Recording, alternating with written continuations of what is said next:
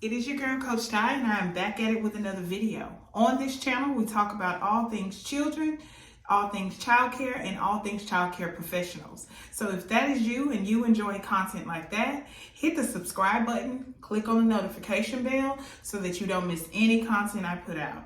Now, are you struggling with how to positively discipline your students in your classroom?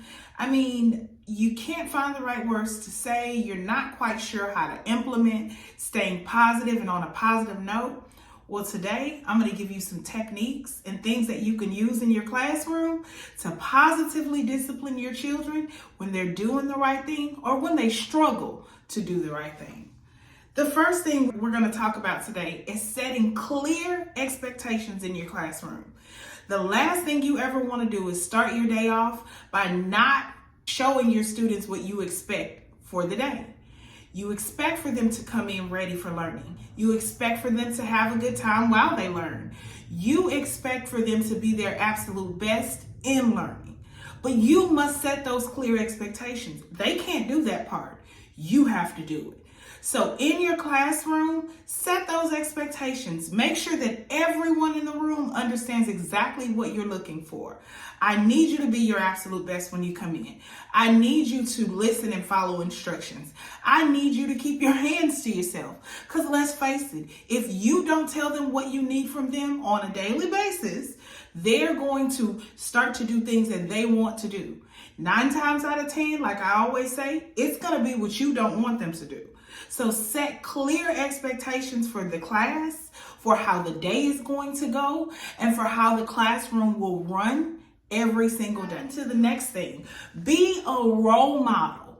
If you don't want those students sitting on top of the table, don't you sit on top of the table.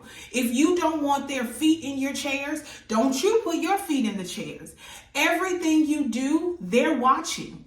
They see what you're doing.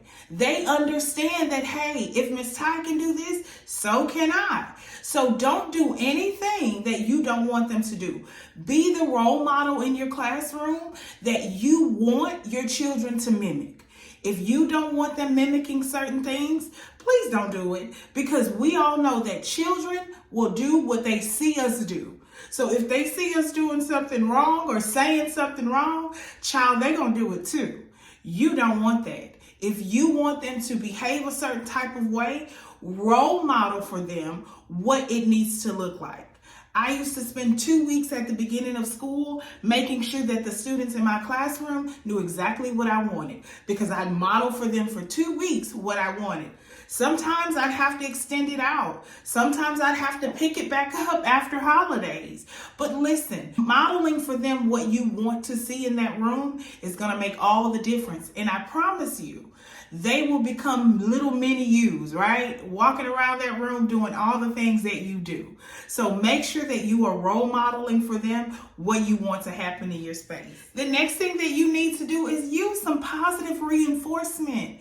Come on now, when you see them doing something extraordinary, make sure you point that out. Oh my goodness, Sasha's over there picking up the pencils off the floor. Oh gosh, Johnny is over there taking all the trash off of his table. All of those things matter in that classroom. They want to know that you can see them. They want to know that you are paying attention to the things that they're doing every day. All kids want to be recognized. And so making sure that you can positively reinforce what you want to see. When you see something good, say something good. Say something good about what it is that you see your students doing, because that makes them want to do more of what it is that you're excited for them to do, right? So positive reinforcement, giving back what you see them being great on, okay? The next thing that you need to do, sometimes let's offer some choices. Hey, Sarah, it is time to clean up. I know that's not your favorite part, but here's what I need you to understand. You can clean up this station or you can clean up that station. Offer the choices so that they understand that, hey, I'm not just being a stinky, I'm not being ugly, I'm giving you a choice on what it is that I need you to do, although ultimately you're going to do what I need you to do. So give them a choice on how they're going to do it. I need you to wash your hands so that we can have lunch. You can wash your hands at this sink, or you can wash your hands over at this sink. You choose. But either way it goes, they're going to do what you want them to do. We just have to offer them a choice that makes them feel like they're in control of it.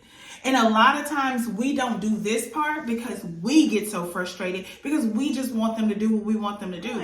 We need to say to them, hey, listen, I need you to wash your hands. We got to get to lunch. You can wash it in sink A or you can wash it in sink B. Hey, I need you to pick up the trash off the floor. Somebody could fall and hurt themselves. You could use this broom to pick it up or you could pick it up with your hands.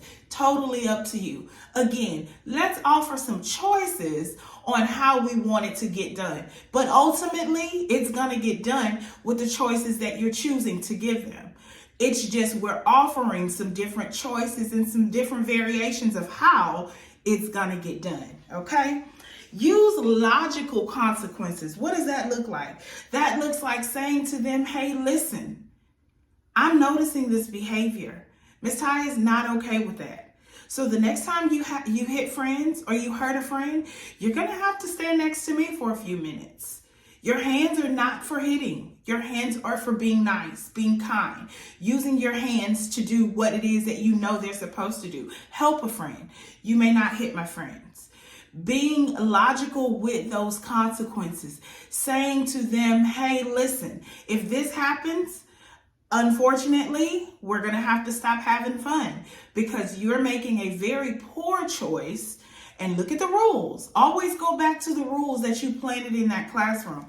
Always go back to that space where you guys made collective decisions, right? When you make your rules, you collectively get with your kiddos and you make those things up. You say, hey, listen, being kind is going to be one of our rules. Nice, gentle hands is going to be one of our rules. We are going to use walking feet in the classroom, one of our rules. Go back and revert back to what you guys did collectively together. You assign those rules together because remember, your kids need to be a part of the rules. Don't just sit around and write the rules out yourself and then try and implement that. No, when they're a part of it, it comes together much smoother. The classroom is ran a little more easier because they are actually a part of something. So making sure that you are using consequences for that behavior. If it is a hitting, you let them know, hey, listen, we're not hitting in here. The next time you hit a friend, you'll have to stand next to me. Nobody wants to stand next to teacher for doing something they were not supposed to do. Everybody wants to be the teacher's pet. But you have to give logical consequences, consequences that make sense for the offense. Don't start saying, if you hit your friends again, I'm sending you to the office or you getting out of here. No, we can't do that because at the end of the day, they're looking at you like, I just hit. I'm learning how to do this whole thing. We have to make sure that everything that we do makes sense in the classroom. Making sure that if they're running, we're not sending them to the office for running. We're simply saying, hey, there's walking feet, reiterating the rules. And then if they struggle, my favorite thing is to say, all right, you come be my pocket buddy. We'll walk around the room and see what friends are doing. You want to make sure that that environment is super positive at all times, no matter how frustrated you get. If you are needing help with those things, reach out to me. My email address is tybecoaching@gmail.com. Please reach out. Subscribe to the channel. I drop videos every single week on how you can improve that classroom. Thank you so much for tuning in, and I will see you soon.